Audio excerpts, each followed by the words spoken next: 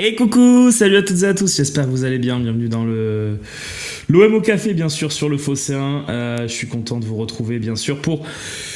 C'est 3 fois que je dis bien sûr, donc on va arrêter cette phrase tout de suite bateau là, qui est répétitive, mais je suis en tout cas ravi vraiment de faire cette émission avec vous. On va papoter, je vais répondre au maximum de questions des fidèles qui sont là avec moi sur Twitch. Merci à Macternul, oh non pas Romain, oh là là, bah désolé, désolé. Il faut une alternance, hein. Donc on est là, on est bien, il y a du monde qui va arriver petit à petit, évidemment avec le début de cette émission. Ça serait bien que sur la page d'attente, il y ait marqué le nom du présentateur qui va présenter l'émission. Ça peut être une surprise aussi, Jonathan M. Bon, si t'avais vu que c'était moi, j'espère que tu serais quand même pas parti, mais bon, c'est pas grave, hein, d'ailleurs. On a le droit de préférer Slim, on a le droit de préférer Seb, il n'y a aucun problème, les copains. Moi, en tout cas, je suis très content d'être avec vous. Ah, il a fait le coup avec Slim aussi. Ok, bon, ça va. La voix est de retour, oui, ça va. La voix est bien. Il n'y a pas de problème majeur. On va commencer, les amis, si vous le voulez bien, avec quelques questions dans le chat, et puis après, on vous permettra de participer en appelant tout de suite, en appelant au téléphone, et puis je prendrai quelqu'un en ligne, etc., avec la complicité de Loïc Lachaud en régie, qui est toujours aussi excellent. On le dit à chaque fois, mais c'est vrai, il n'y a pas de... Voilà, donc il faut, voilà. À choisir, tu préfères une victoire de Monaco ou de Lille? Lille, parce que je pense que les Lillois, sur le long terme et sur l'ensemble de la saison, à un moment donné, ils auront un passage à vide, inhérent aussi à leur statut de participant à la Ligue des Champions. Je ne les vois pas capables d'enchaîner, disons, jusqu'à fin janvier, la Ligue des Champions et la Ligue 1 sans encombre.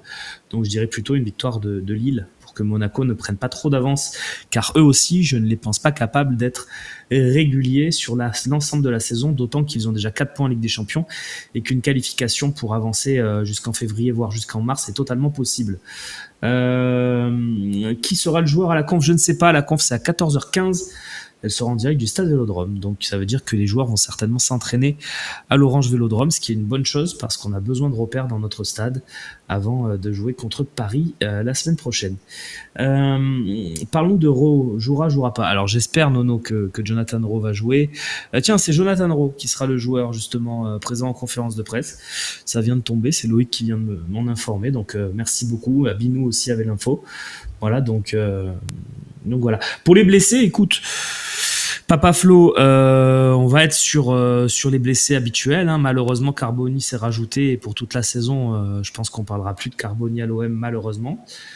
Donc Carboni, ça va être les croisés et c'est malheureusement une fin de saison probable, et il rejoint déjà des lourds blessés qu'on a avec Faris Moumbagna. On a tendance à l'oublier, qui s'est fait les croisés lors de la première journée, et même Ruben Blanco, qui lui partira certainement au mercato d'hiver une fois qu'il aura rétabli sa cheville. Voilà pour les blessés long terme. Et puis bien sûr on a nos blessés un peu contraignants avec Quentin Merlin qui a repris la course, mais qui à mon avis sera trop juste pour débuter le match à Montpellier. Il faut vraiment le récupérer rapidement parce qu'on a besoin de ce joueur.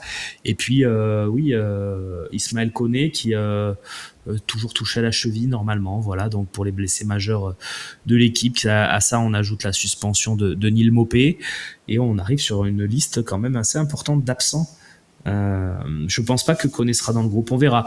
De toute façon, les meilleures infos sur ça, c'est Dezerbi qui va vous les donner à 14h15 sur la chaîne Twitch de l'OM Official, donc, et puis bien sûr sur le Phocéen en temps réel avec le live texte, et puis avec les meilleurs extraits qui tombent très rapidement. Donc voilà.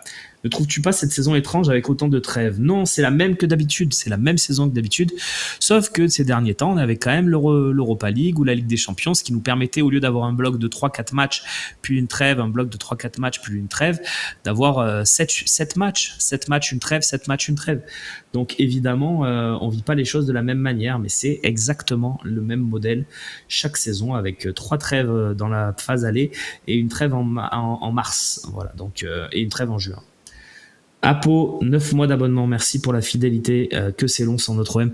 Il va falloir s'y préparer hein, jusqu'à, je le disais, jusqu'à décembre, jusqu'à Noël. On a 15 matchs de Ligue 1 et un match de Coupe de France juste avant d'ouvrir les cadeaux. Donc ça, va falloir vraiment s'y habituer. Ça sera notre rythme jusqu'à la fin de saison. Voilà. Dossier Mbemba, c'est juste pour respecter le code du travail. Oui, 89 ADA. En tout cas, c'est ce qui filtre hein, des infos qu'on est allé gratter à la commanderie. Mbemba est pas prêt de rejouer avec l'équipe. Alors après, évidemment, si un jour sur un besoin ponctuel, on fait appel à lui, ben on le fera. Mais je pense que Mbemba et l'OM s'est grillé. Pipa Beneviento pour son 20e mois d'abonnement, merci beaucoup. Je vous précise aussi que dans quelques minutes, je vous ferai gagner des places pour un événement jeu vidéo qui se déroulera au Palais des Sports. Je vous en reparlerai tout à l'heure, mais voilà, ceux qui auront envie de participer, le premier qui me dit je veux 2 places dans le chat aura gagné de ces 2 places. Ça sera aussi simple que ça. Ça sera samedi le 26, juste avant la belle journée du dimanche 27 et le match contre le Paris Saint-Germain. Oui, on peut parler de l'interview de Thauvin, si tu veux, l'ivresse. Pose-moi une question directe sur l'interview de Thauvin et on peut en parler. J'en ai vu quelques extraits. J'ai pas regardé l'heure et quelques d'interview de Zach Nani, qui est un plutôt bon streamer d'ailleurs, hein, notamment dans cet exercice-là. Il arrive à mettre les joueurs à l'aise. Je trouve ça plutôt correct. Ben, Saona, écoute, elles sont pour toi. Les 2 places, puisque tu nous l'as dit tout de suite. Alors je vais quand même préciser ce que c'est et puis tu me diras si tu les veux toujours. Ces 2 places, donc c'est un tournoi de Fortnite. C'est la finale, hein, la phase finale qui se déroulera le samedi 26. Ça s'appelle Ascension. Vous pouvez regarder ça sur internet, bien sûr. Ascension Fortnite édition 2024. Ça se passera au Palais des Sports le 26 octobre. Et puis voilà, donc Sauna 13, je suis ravi.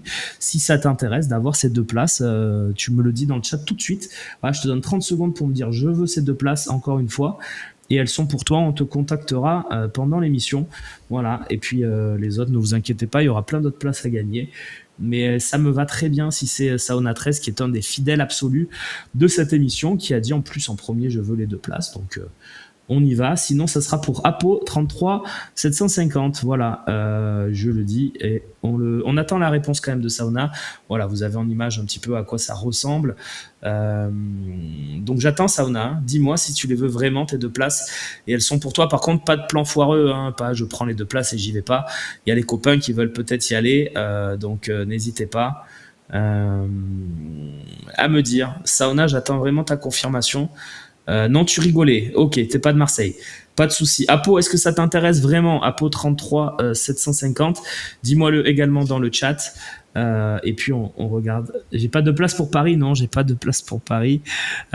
Si jamais on les a, ce qui est pas impossible, on vous le tiendra évidemment au courant. On fera un grand jeu concours un peu plus développé que celui-là, évidemment. Mais là, voilà, j'ai 2 places. Je vous les donne.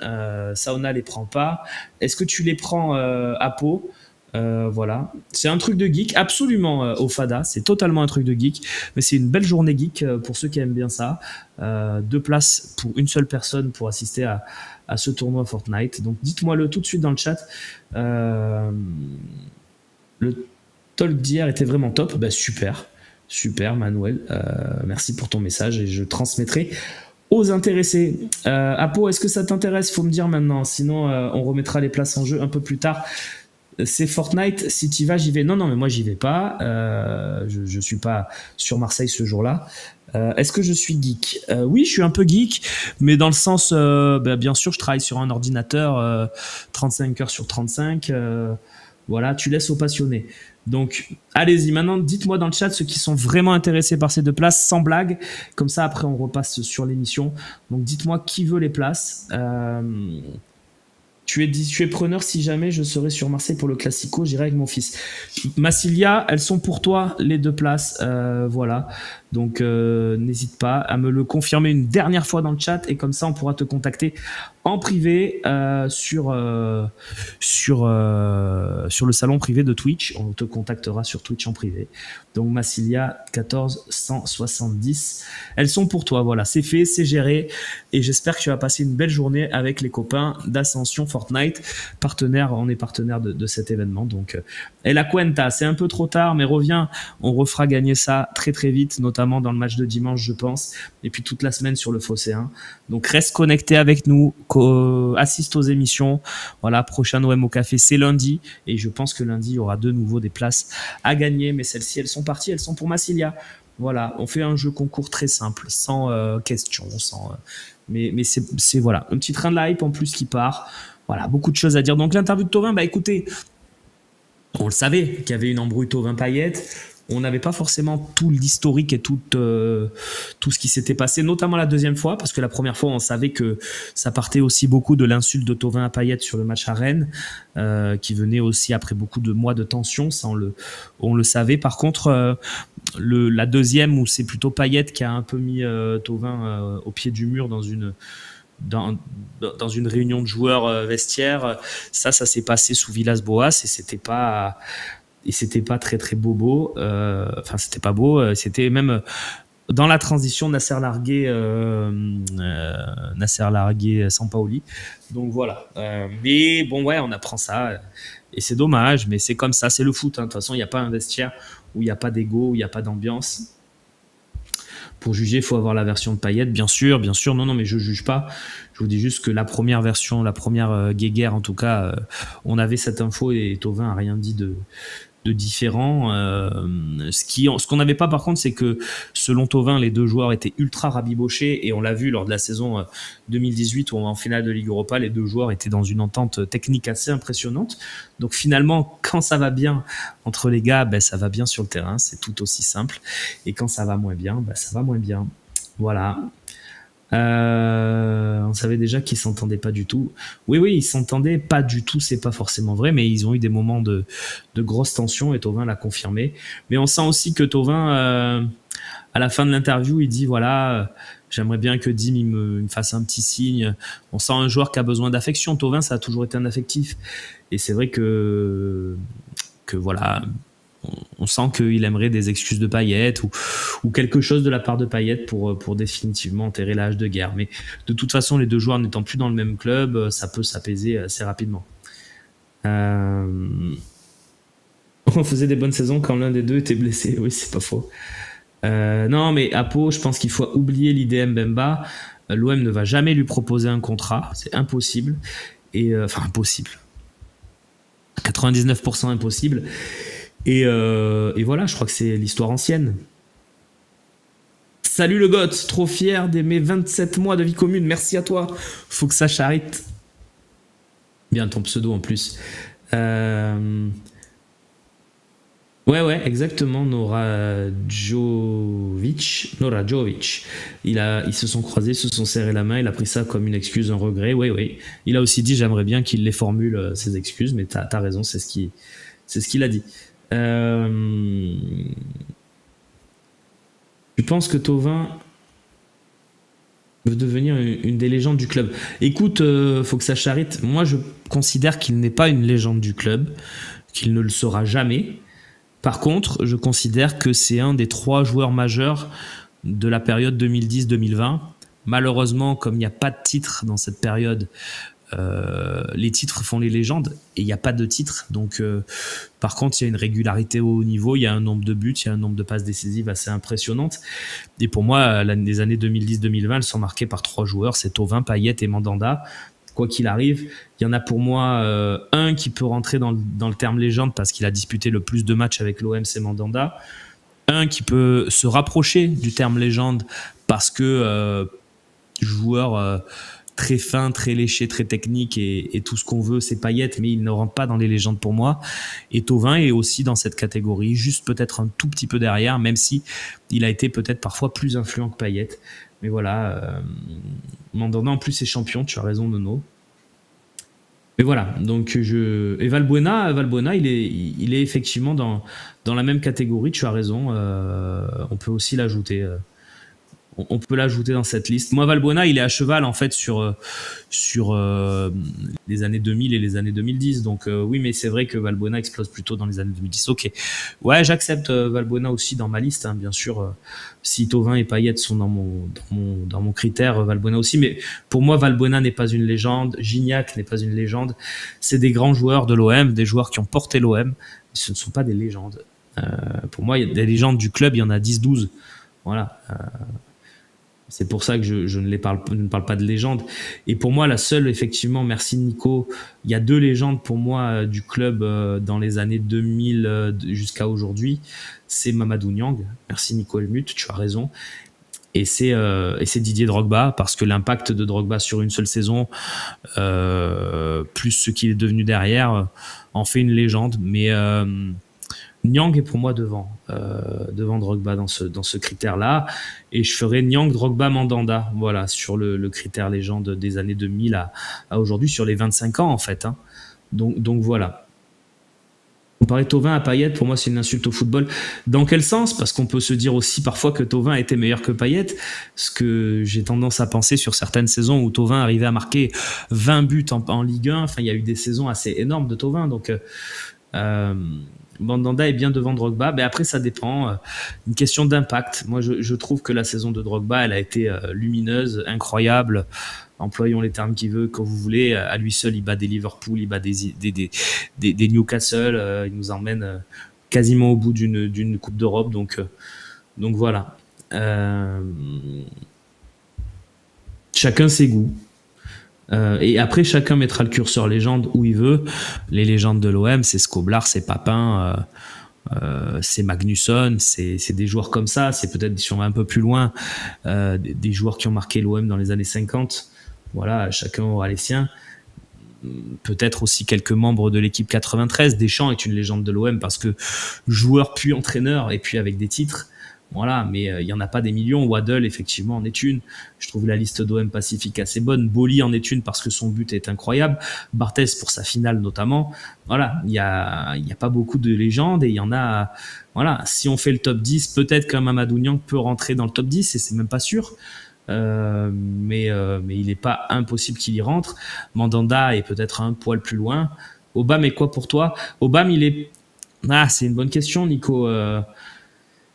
Obama, il est resté qu'un an, au contraire de Niang, de Valbuena, de Thauvin, de Payet, mais c'est vrai qu'il a eu un impact.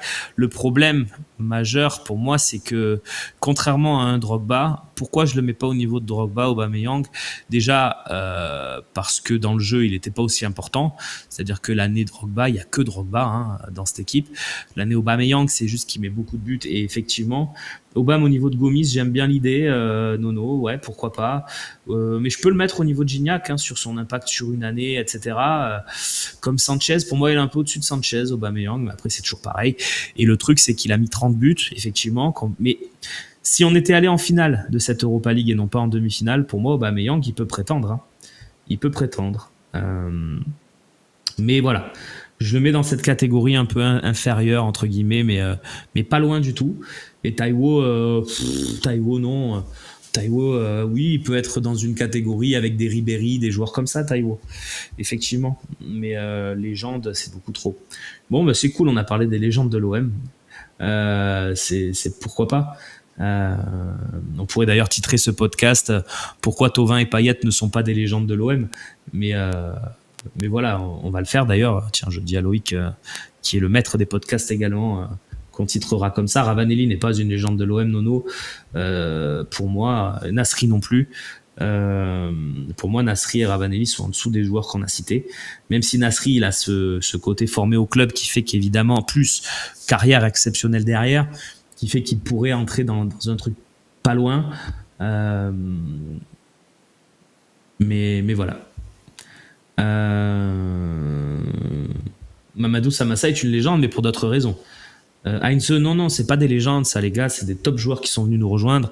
Heinze, il est dans la catégorie Lucho, tu vois, les super joueurs, Gustavo, les super joueurs qui nous ont renforcés sur des moments temporaires. Mais voilà. Waddle, Kopke, Pagis. Ah oui, ok, d'accord, Nico. Pourquoi pas, hein, pourquoi pas. C'est vrai qu'on parle peu de Kopke, qui était un gardien très particulier. Mais la vraie légende, c'est Papin. Bah oui, bien sûr, c'est le joueur du siècle. Hein. Il a été élu comme ça, donc et on sera pas là pour voir quel sera le joueur du siècle prochain. Donc voilà. Et Mandanda sur le Phocéen, d'ailleurs, vous l'avez élu c'était pendant le confinement. On avait fait un grand vote avec tous les joueurs des années 2010-2020. Et Mandanda, vous l'aviez élu meilleur joueur des années 2010-2020. Donc sur la meilleur joueur de la décennie, en fait, de l'Olympique de Marseille. Donc voilà. Pour ce qui est des légendes. Moser est pas loin d'une légende, mais il est parti quand même vite. Il n'est pas resté aussi longtemps que ça. Mais c'est vrai que sur l'impact, Moser est pas loin d'y être. Évidemment, il y a Dimeco qu'on n'a pas cité, mais qui Dimeco, c'est Nasri qui gagne une Ligue des Champions, quoi. Donc parce qu'il y a la carrière internationale avec l'équipe de France, il y a plein de choses. Donc évidemment qu'Éric Dimeco est une légende de l'OM. Pour moi, il est dans les top 10, oui, bien sûr, parce qu'il y a cette historique minot, parce qu'il y a cette progression, en fait. Il est parti de rien pour arriver tout en haut. Donc voilà pourquoi, évidemment, il en est une. Mais comme Drogba, et pourtant tu dis que c'est une légende. De qui tu parles, Mr. John Comme Drogba. Moser peut-être. Bah parce que on parle d'un avant-centre avec Drogba. On parle d'un joueur absolument capital dans une saison. Ouais, merci de me préciser. Moser, effectivement, il serait peut-être dans un top 30. Peut-être que je me trompe parce que je l'ai très peu vu à part sur des enregistrements et j'en ai vu quelques-uns. Mais voilà, je pense qu'il est un tout petit peu en dessous de légende, mais pas loin. Il est avec des Karl-Heinz Forster, des joueurs assez impressionnants qu'on a eu, Marius Trésor, des garçons comme ça. Donc peut-être des De Sailly, des joueurs hyper décisifs. Et Franck Sauzé, voilà. Moser, Boli, c'était énorme, mais la différence, c'est le but de Boli, évidemment. Et je pense que Moser était un meilleur joueur que Boli, assez nettement. Mais il y a ce but de Basile qui le fait rentrer dans cette catégorie. Effectivement, pour les plus anciens, je vois du Larbi Ben Barek, du Francescoli. Francescoli, c'est pas resté longtemps non plus, mais il fait partie de ces joueurs. Ouais, Francescoli, je le mettrais avec Ribéry, tu vois, dans ces joueurs absolument magnifiques qui ont régalé, mais qui ont peut-être pas derrière eu la durée et la longévité. Voilà, donc voilà, chacun ses goûts, effectivement. Mon flop 3, je pensais pas qu'on allait parler de ça ce matin, mais c'est bien, c'est cool. Chaque année, on a ce petit point légende, j'aime bien. Et encore une fois, chacun a son avis sur les légendes. Hein. Qu'est-ce qui est une légende, qui mérite d'y être, etc. etc. Moi, je veux pas vous imposer mon avis. Voilà, donc... Ouais, Bédi Pelé, on n'en a pas parlé, mais il est pas loin aussi, parce qu'en plus, il a enfanté deux joueurs qui ont eu beaucoup de matchs en pro avec l'OM, notamment André Ayou. Donc ouais. Le flop 3, honnêtement, j'en ai absolument aucun avis. Zubar ne mérite pas d'être dans un flop 3. Zubar a pas été aussi nul que ça. On retient beaucoup de matchs où il a un peu passé au travers, mais en fait il a quand même joué 100 matchs avec l'OM, donc c'est qu'il n'était pas aussi nul que ça. Il y a ce penalty raté en finale, mais peut-être qu'il n'a pas à le tirer. Voilà, je trouve que dans les flops, un Franck Dumas a plus sa place, par exemple, si on parle des défenseurs centraux. Mais voilà, Delphine n'est pas aussi mauvais que ça. Delphine, le problème c'est son dos qu'il a affreusement fait souffrir, mais Delphine n'était pas un mauvais joueur. C'est juste qu'il jouait jamais, donc évidemment Fiorez évidemment fait partie des gros échecs. Après il y a les flops des joueurs qu'on attendait, un peu ce que nous dit Nono avec Pedretti, Morientes, Lizarazu, et puis des flops des joueurs venus de nulle part et qui ont été nulle part. Ça c'est vrai qu'il y en a quelques-uns aussi, mais là pour le coup on a une liste tellement large et tellement élargie. Christian Val, effectivement, j'y ai pensé aussi quand j'ai lu certains trucs, donc voilà, Correa et flop moderne absolu, oui, tout à fait. Diaby, malheureusement, c'est pas sa faute. Et les rares matchs qu'il a fait, il n'a pas été nul, mais son corps a pas tenu. Djibril Cissé, tu le mets où? Djibril Cissé, tu le mets où? C'est une bonne question. Hein. Djibril Cissé, je vais le mettre avec Pagis. Je vais le mettre avec Maoulida. Je vais le mettre avec Alexis Sanchez. Je vais le mettre dans ces joueurs-là avec Boksic. Je vais le mettre dans ces attaquants qui ont compté au club avec Gomis. Voilà, je pense que Mehdi Ben Slimane, ouais, évidemment, on avait tous sa carte Panini à Mehdi Ben Slimane. Voilà, je le mets par là, moi. On parle un peu de Montpellier, évidemment, Steph OM, tiens, je vais en parler un tout petit peu, et puis je vous invite, évidemment, vous avez le numéro, peut-être qu'il y a quelqu'un en ligne déjà avec moi, Loïc, tu me tiens au courant, bien sûr, participez à l'émission, vous avez le numéro, vous savez comment ça marche maintenant, vous allez vous retrouver sur un standard numérique, et puis Loïc va prendre quelqu'un en ligne, et me le balancer à l'antenne.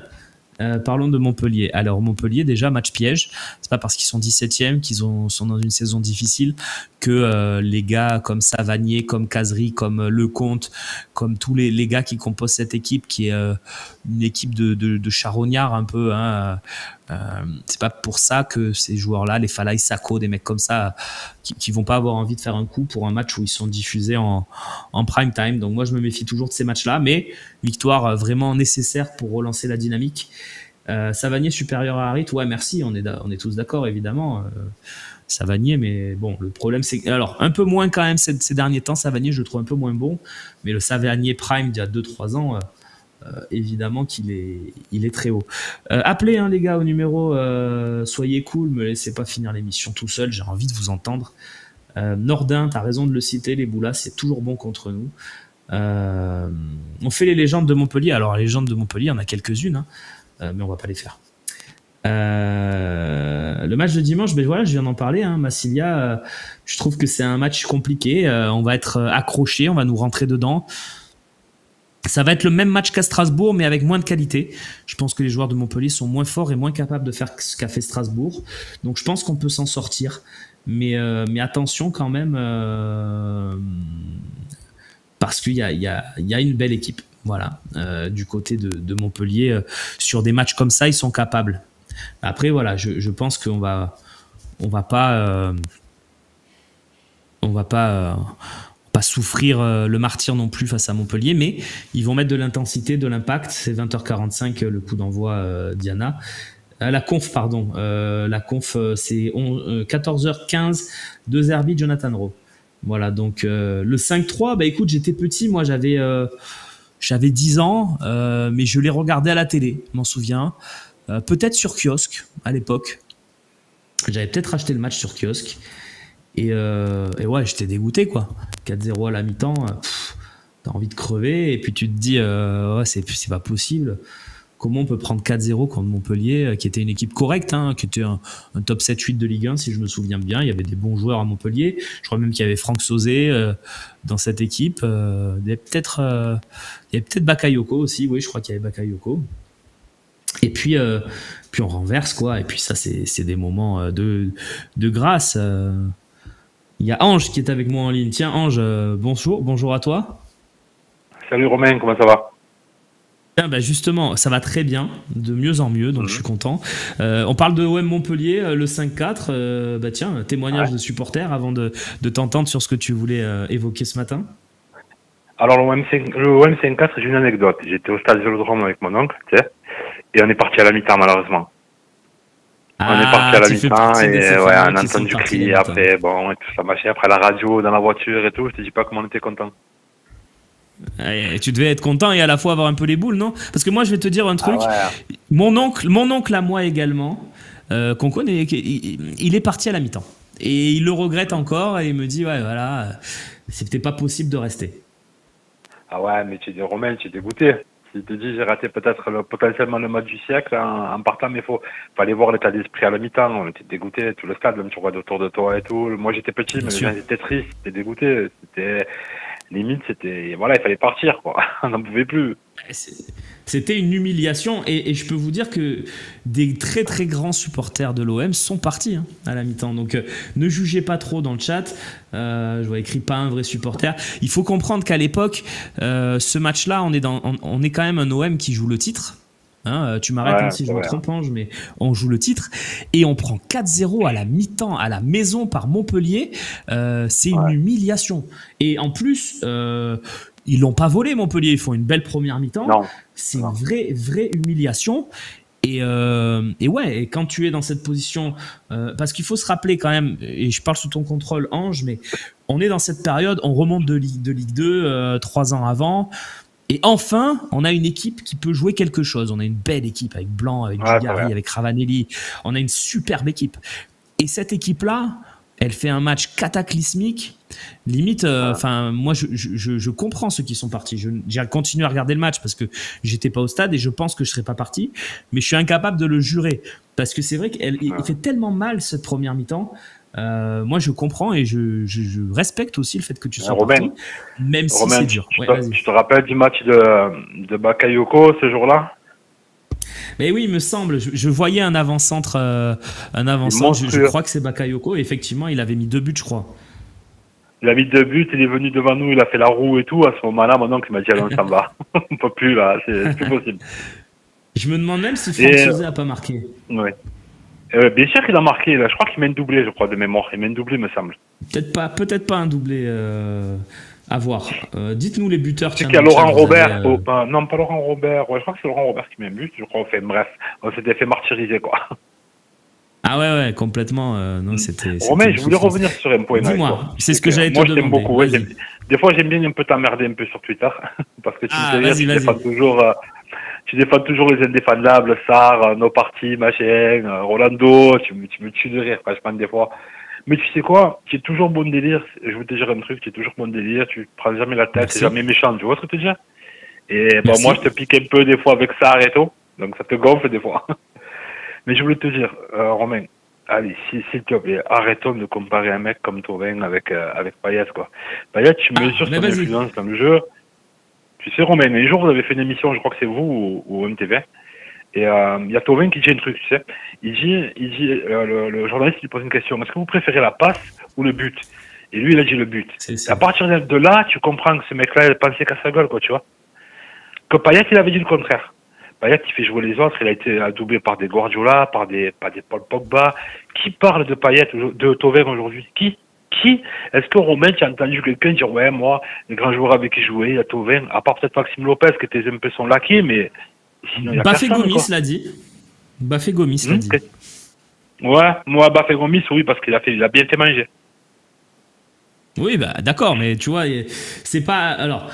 On puisse mettre Payet devant, je suis d'accord, mais pour moi, il n'y a pas un gouffre entre les deux. Et si tu regardes bien, allez, je sais que c'est chiant, mais statistiquement, Thauvin a quand même eu beaucoup d'influence sur beaucoup de saisons d'OM. Tu vois, on peut pas balayer d'un revers de main ce qu'a fait Thauvin non plus. Même si je suis d'accord, par exemple, dans les grands matchs, Thauvin était rarement là. Ben, en fait, c'est même pas dans les grands matchs. Moi, ce que j'aurais pu lui pardonner, son absence dans les grands matchs, comme tu dis, c'est au moins de faire un peu jouer les autres, d'être collectif, de son débordement, son vieux crochet, sa frappe. Au bout d'un moment, il nous avait fatigué, quoi. Varier le jeu. Ouais, mais elle est quand même beaucoup passée. Ouais. Elle est quand même beaucoup passée. Il y a quand même eu beaucoup de très jolis buts de Thauvin de ce style-là. Ça, on me le sort toujours. Elle a toujours beaucoup passé. Ouais. Voilà. Mais aujourd'hui, tu vois, c'est comme. Attends. Tu vas peut-être me traiter de footix ou dans le chat ou quoi? Ange. Ouais. Tu m'entends? C'est comme si, je te laisse, après tu me diras le truc de footix, mais c'est comme si tu me disais, ouais, j'aimais pas Robben, parce qu'Ariane Robben, il repiquait toujours dans l'axe et il mettait des frappes. Oui, mais bon, il mettait 25 buts par saison comme ça. Ariane Robben, à un moment donné, ça a été un joueur merveilleux. Tu vois, donc évidemment, c'était stéréotypé, mais t'arrivais pas à l'arrêter. Thauvin, il a eu cette période où c'était ultra stéréotypé, mais t'arrivais pas à l'arrêter. Alors moi, je te dis, je le mets pas peut-être, moi personnellement, moi-même, je le mets pas au niveau Payet, mais je peux comprendre que Thauvin à l'OM, ça a été quelque chose quand même. En quoi t'es footix, dis-moi?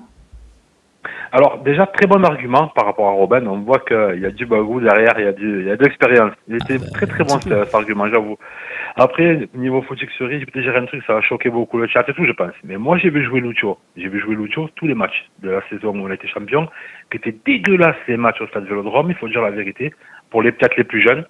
Pour moi, Payet, c'est 10 fois, mais vraiment, je suis sincère, 10 fois au-dessus de Lucho. En termes de vision de jeu, en termes pas de leadership, mais de faire jouer les autres, je veux dire. Quand on avait le bon Payet à un niveau, pas le Payet alcoolique, quand on avait le bon Payet, il était injouable. Vraiment. Et quand je suis allé en Angleterre, avec son maillot sur le dos, tu sais, c'est là où j'ai réalisé ce que les gens pensaient vraiment de lui comparé à ce qu'on pense nous en France, tu sais, Romain.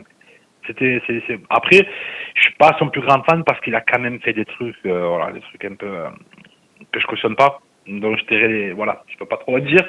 Mais voilà, sinon, Lucho j'aimais beaucoup. Mais je pense que le titre le sublime beaucoup.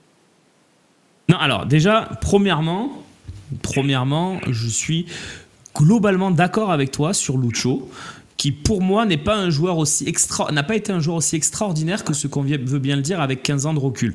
Il a eu quand même un rôle majeur avec, je crois, le titre de meilleur passeur cette année-là. Donc tu gagnes pas le titre de meilleur passeur si tu fais pas une bonne saison. Pour moi, il a fait une bonne saison. C'était peut-être la plaque tournante du jeu de Didier Deschamps sur cette saison-là. Jeu de Didier Deschamps qui était pas fabuleux, mais qui nous a quand même offert du beau spectacle, je trouve, avec des joueurs comme Valbuena, comme Ben Arfa, comme Niang, qui apportaient quand même une touche de technique pas dégueulasse dans les matchs de foot. Et moi, j'ai passé une bonne saison. Je trouve que Lucho a pas été extraordinaire. Après, Lucho a quand même eu une importance. Mais sur son run de 2 saisons et demie à l'Olympique de Marseille, oui, moi, je suis déçu par Lucho globalement, mais il faut reconnaître quand même qu'il est dans cette équipe championne de France avec un rôle clé. Bien sûr. Donc voilà, mais sur Payet évidemment, sur le Payet OM Leipzig, on n'a jamais vu ça dans les années 2000 à l'OM. Allez, on a peut-être vu ça sur du Ribéry court terme.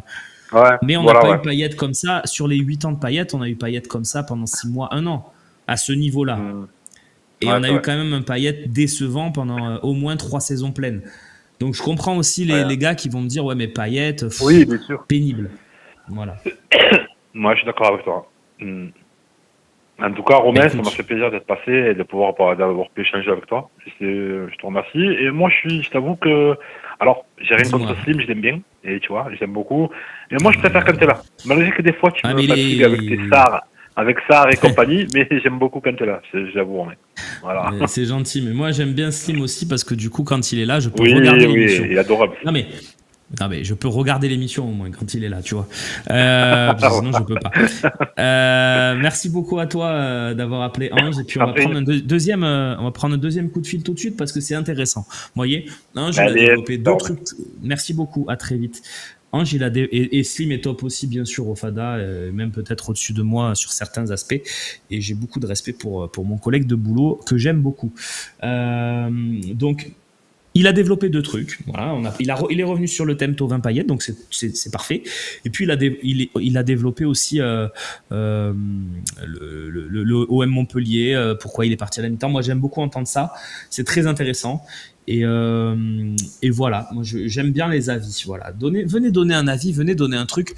Voilà, il m'a dit, je comprends pas pourquoi tu as défendu Sarr. Venez, soit me défoncer sur un truc que je dis cette saison. Venez dire un truc pas populaire, mais que vous pensez, parce que par exemple Lucho pas terrible, moi je suis plutôt pas d'accord avec ça, mais je comprends. Donc venez donner des arguments à vous. Voilà, moi j'aime bien entendre un mec qui va me dire mais moi j'ai aimé ça, je sais que personne n'a aimé, mais moi j'ai aimé. Par exemple, il m'a parlé de Rolando. Pour moi Rolando n'a pas fait un... Pour moi, Rolando, c'est un bon joueur de l'OM. Pour moi, il fait un très bon passage à l'OM, Rolando, avec ses qualités, ses défauts. Pour moi, Rolando, ça fait partie des bons joueurs de l'OM. Je sais que je suis impopulaire quand je dis ça, mais je m'en fous, c'est mon avis. Donc venez me défendre un avis comme ça. Tiens, je vous mets au défi, là, il reste une 12aine de minutes d'émission. Venez me défendre un avis un peu impopulaire et je m'en fous, venez prendre du plaisir avec moi. Venez donner quelque chose de réel. Il faut que ça vienne de vous, hein. Ne venez pas inventer un truc en me disant Morientes a fait une super saison à l'OM, mais venez me dire quelque chose de pas forcément populaire, mais quelque chose que vous avez au fond de vous sur l'OM, que vous gardez pour vous, puisqu'on fait une émission un peu rétro là, et c'est très bien. Donc venez vous faire ban. Non, pas du tout. Moi, j'ai aucun problème. Hein. Par exemple, Luis Enrique, Jeannot, ouais, t'as raison. Venez me dire que Luis Enrique est un grand joueur. Je suis prêt à l'entendre. Je partagerai pas, mais je suis prêt à vous entendre. Mais évidemment que tous les avis sont à entendre et c'est ça qui fait un bon débat, effectivement, au web. Vous avez le numéro qui s'affiche évidemment en dessous de moi. Vous avez juste le code. Notez bien le code, sinon vous ne pourrez pas vous connecter au standard. Et n'oublions pas Loïc, effectivement, Bobo OM, quel bosseur, il est partout, l'homme de l'ombre. Et en plus, Loïc, il a pris au pied levé aussi le rôle de multimédia, puisque Sans lui, il n'y a plus d'émissions.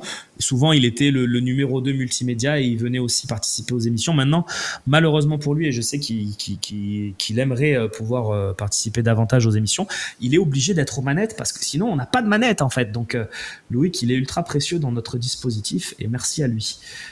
Gerson, c'est vrai que c'est quand même un joueur bizarre. Beavestoncast, 4 mois d'abonnement, merci beaucoup. Under est sous-coté, c'est pas faux, Balco, c'est pas faux, ça peut se défendre. Tu oublies les légendes belges, hein, me dit Fan OM et Bruxelles, sans doute BXL, avec Van Buiten, De Wolf, Geretz, Goethals et j'en passe. Ben oui, c'est vrai, on peut parler de Goethals, on peut parler même de Van Buiten. Sur une saison, il a quand même fait beaucoup de buts, beaucoup de goals. Comment vous dites, de goals? Voilà, non mais venez défendre ces trucs-là, n'hésitez pas. Et pardon pour l'accent belge si je vous ai blessé, les copains, c'est juste pour rire. N'ayez pas trop le seum, les Belges. Jürgen Cavens, Jade est toujours dans l'équipe, on la voit plus, elle était pétillante, c'est dommage. Jade est toujours dans l'équipe, mais de manière ponctuelle. Elle n'est plus là au quotidien, mais elle fait des passages, elle dépanne sur certaines occasions et elle est aussi dans l'équipe, bien sûr. Et Michi, bien sûr, Michi Batshuayi, tu as raison, ne l'oublions pas. Il y a Zouti qui est en ligne, je vais le reprendre avec une voix normale. Salut Zouti, merci d'être avec nous. Allô Zouti? Oui, bonjour. Bonjour Zouti. Oui, bonjour, décidément, c'est qu'avec toi, c'est que quand tu es là que j'appelle, mais bon. Ben, c'est bien aussi. Qu'est-ce que tu veux nous dire ce matin? Alors, unpopular opinion. Yes. Je n'ai pas aimé les années de Nasri à l'OM. Ah, très intéressant. Tu peux développer un petit peu? Ben, je trouve qu'il était surcoté par rapport à ce qu'il a fait et ce qu'il a fait dans le futur. D'accord, il avait du ballon, il a marqué 2-3 buts sympas, mais quand il a joué vraiment pour l'OM, j'ai pas trouvé qu'il avait un impact super fou sur l'équipe. Après, il était minot. Exactement. Alors, je vais à la fois aller un peu dans ton sens et puis je vais être obligé d'aller un peu contre, mais c'est le principe du débat. Je trouve aussi qu'on en a fait beaucoup. Alors, alors déjà, je vais commencer par le positif. Déjà, c'est extraordinaire qu'à 16 ans, 17 ans, 18 ans, il ait réussi à avoir un impact à l'Olympique de Marseille sur le rôle offensif. C'est quelque chose de très rare. André Ayew, il a fallu attendre quand même qu'il ait 20, 21, 22 ans pour qu'il soit important. Par contre, il parle de Samir Nasri, Undiz, je précise pour le chat, qui n'ont pas forcément entendu le début de ton intervention. Je trouve que son impact à cet âge-là a quand même été important. Beaucoup nous le font passer. Il a été cité tout à l'heure dans les possibles légendes, tout ça. Je crois pas. Moi, je trouve qu'il avait un jeu assez stéréotypé qui fonctionnait pas mal avec son dribble où il se retournait sur lui-même, qui marchait bien. Il a énormément progressé par le futur et pour moi, il est devenu un très bon joueur, un excellent joueur même des années City notamment où je le trouvais lumineux. Mais après, chacun son avis. Et pour le coup, comme le dit Jardel, il a eu une vraie carrière et moi je respecte beaucoup ça. Mais c'est vrai que sur ces années OM, c'était pas mon joueur préféré non plus. Je trouve il y avait le mérite qu'il soit ce joueur du centre de formation qui réussit et ça c'est très dur. Donc moi je lui donne tout ce mérite là. Et malgré tout, c'était un bon joueur de l'OM. Maintenant, je suis assez d'accord avec toi, c'était pas aussi extraordinaire que ça. Mais c'est aussi un avis effectivement impopulaire. Et merci de l'avoir présenté ce matin. Comment tu vois le match de dimanche, Zouti? Je vois une victoire, mais j'ai très peur. J'ai l'impression que ça va être un match à la Angers, à la Strasbourg. Mais j'ai jamais eu peur de Montpellier. Mais si on se rappelle bien, on a toujours eu des problèmes contre eux au moment où on pensait qu'on allait les battre. Surtout là-bas. Voilà, exactement. J'ai des souvenirs là, je ne me rappelle plus des dates exactement, où pour moi c'était un match gagné et on perdait. Ouais, bien sûr. Non, mais le déplacement à Montpellier, je l'ai fait beaucoup pour le Phocéen. J'ai dû le faire une dizaine de fois et j'ai pas beaucoup de souvenirs victorieux là-bas. Donc, il doit y en avoir 2 ou 3, mais pas plus. Avec Sampaoli notamment. Nordin, je suis pas très fan, mais j'ai trouvé que contre nous, c'était le meilleur joueur de l'équipe. Je me dis, mais comment c'est possible? Avant, il n'était pas bon. Ouais, Nordin, il fait partie de ces joueurs de Ligue 1 qui se subliment contre l'OM. Bien sûr, l'exemple magnifique et magique et triste pour nous, c'est Nicolas Depréville, qui était un joueur qui marquait 2 buts par saison, et c'est 2 buts contre l'OM. Arnaud Nordin, il est un peu comme ça, même si c'est pas que contre nous. Je trouve que c'est un joueur qui, dans les grands matchs, dans les matchs contre les belles équipes, arrive quand même à faire des choses. Donc évidemment, il sera dangereux et à surveiller. C'est pas forcément que contre nous, mais c'est vrai que dans les, tu disais Angers, par exemple, s'il y a Angers-Montpellier, Arnaud Nordin va pas marquer. Tu vois ce que je veux dire? Exact. Mais si c'est Montpellier-PSG, il est capable de marquer. Ouais, Comment? Je dis, si c'est Montpellier-PSG, il est capable de marquer, Nordin. C'est pas vraiment contre l'OM. Dernier petit truc. Pour le match, c'est PSG-Marseille ou Marseille-PSG d'ailleurs? Marseille-PSG. Ah, c'est Marseille. Ouais, c'est au Vélodrome. Je sais pas comment je pourrais faire. Je me marie le même jour. Oh là là là là là là. Mais tu te maries un dimanche? Non, en fait, je dis le même jour, c'est pas vrai. Je me marie le samedi. Mais comme je suis à Londres et j'ai toute la famille, il faudrait que je m'occupe d'eux plutôt que de regarder mon match. Ouais, bien sûr. Tu es où, tu dis? Pour mettre le match en même temps. Tu es où, tu dis? Je sais pas comment je vais faire pour pouvoir imposer de mettre mon match alors que je reçois du monde. Non, je te demande où tu es parce que j'ai pas très bien entendu. Ah, à Londres. À London, England. Ok. D'accord. Oui, je vois. Et félicitations déjà. Merci. Écoute, voilà, tu as des messages dans le chat également. Bravo pour ton mariage, nous dit Dark Nox. Voilà, ça fait plaisir. N'hésite pas à revenir nous en parler dans quelques semaines. Du coup, une fois que ça sera fait. Hein, je vais imposer. Parce que jusqu'à la dernière minute, c'est comme un penalty. Hein. Ça peut très bien être tiré à côté. Non, je rigole évidemment. Je plaisante. On nous demande si c'est une anglaise. Oui. Ok. Cool, tu dois bien parler anglais alors. Pendant toutes mes journées, j'écoute vos émissions, je regarde les infos françaises, donc bref. Il faut progresser, quoi. Voilà, exactement. Super. Merci beaucoup pour ta bonne humeur et puis pour tes messages. Et puis c'est cool, tu vois, ton argument sur Nasri. Je suis content de l'avoir entendu ce matin. Merci à toi et puis bon mariage, profite bien. Merci. Bonne force à vous. Allez, super. Écoutez les amis, l'émission touche presque à sa fin, mais je vous propose, si vous êtes réactifs, regardez, il est 47. Si à 50, j'ai quelqu'un d'autre en ligne, on va remettre le numéro, je le prends et on finit l'émission ensemble. Mais c'est vraiment, il faut qu'à 50, ça soit le cas. Donc on remet le numéro, Loïc, une dernière fois. Allez, hop, venez nous dire un petit truc. Voilà, on a parlé de Lucho, on a parlé de Nasri. Venez, pourquoi pas me parler de l'équipe actuelle. S'il y a un joueur que vous avez envie de défendre, un joueur que vous avez envie d'enfoncer, venez nous le dire, puisqu'on a parlé beaucoup, on a fait une émission un peu rétro. Et venez voir. Le quiz, c'est plutôt avec Slim. Moi, j'ai fait des OM Champions Quiz. Si vous voulez des quiz, vous avez 45 émissions de quiz disponibles sur les replays du Phocéen. Voilà, je sais qu'il y a beaucoup de gens qui aiment les quiz. Moi, j'ai fait partie de ces gens. Vous allez sur le Phocéen, vous allez dans le menu, vous allez dans Planète Phocéen, le Phocéen TV, et vous descendez. Normalement, on est tout en bas. Parce que c'est une émission un peu datée puisque ça fait d'1 an. Vous avez la Talk Academy qui était une belle émission, et puis vous avez l'OM Champions Quiz, les 3 saisons. Voilà, donc n'hésitez pas, venez voir, allez vous faire ces émissions si vous connaissez pas. Donc vraiment foncez avec de très beaux matchs, de très belles émissions, et puis un concept aussi. Voilà, on avait créé un truc. Voilà, il faut le dire, le pied qui tremble, c'est pas n'importe quoi. Appelez pour défendre ce que vous voulez, les copains. Vraiment, et on fait pas du tri, on prend le premier qui est en ligne. Voilà, donc ouais, j'en ai fait des choses, Manuel. Hein. Tu avais fait aussi des quiz pendant les OM au café. Très peu, en vrai, très peu. C'est surtout Slim. Hein. J'avais fait des quiz un petit peu, je me souviens, tu as raison. Ouais, effectivement. Bon, on va essayer, pourquoi pas. D'ailleurs, ça va revenir, l'OM Champions Quiz. J'espère que dans la prochaine intersaison, on sera capable de monter un OM Champions Quiz, oui. Alex, je l'espère.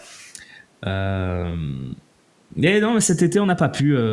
Beaucoup de vacances, beaucoup de compliqué de réunir 16 joueurs. Voilà, donc on fera peut-être un truc avec les vedettes du Phocéen et les anonymes. On va voir, on va monter un truc, on va créer un truc pour que ça soit bien. Et on a Massilia qui a rappelé, c'est magnifique. C'est toi qui as gagné les places en plus. Salut Romain, tu vas bien? Exactement, tout à fait. Bah écoute, j'espère que ça Donc sera déjà, cool. merci à vous. Euh, C'est cool. Bah écoute, de rien. Écoute, je sais pas si tu as pu avoir Loïc à ce sujet au standard, mais sinon on reste en ligne, il te reprendra ou vous vous contacterez via Twitch, mais il y aura aucun problème pour toi pour les places. Qu'est-ce que tu voulais nous dire ce matin? Eh ben, comme on parlait des joueurs, moi, un joueur que j'ai adoré son passage et je sais qu'il a été très, très critiqué, c'est Jérémy Morel. Waouh! T'as adoré Ouais. son passage? Non, parce Ouais, que tu franchement, me dises j'ai bien aimé, j'ai de très j'ai bons bien aimé, je peux souvenirs de comprendre, Jérémy mais Morel. adorer. Que tu dises j'ai bien aimé, je peux comprendre, mais adorer. Mais vas-y, je t'écoute. Non, moi j'ai adoré son passage puisque en plus quand il y avait eu un reportage qui avait été fait à l'époque, je crois dans les débuts qu'il arrivait, ou si je me demande pas si c'était l'année Bielsa, où le mec il roulait en kangou. Je sais pas si vous avez cette Absolument, anecdote. avec ses chiens.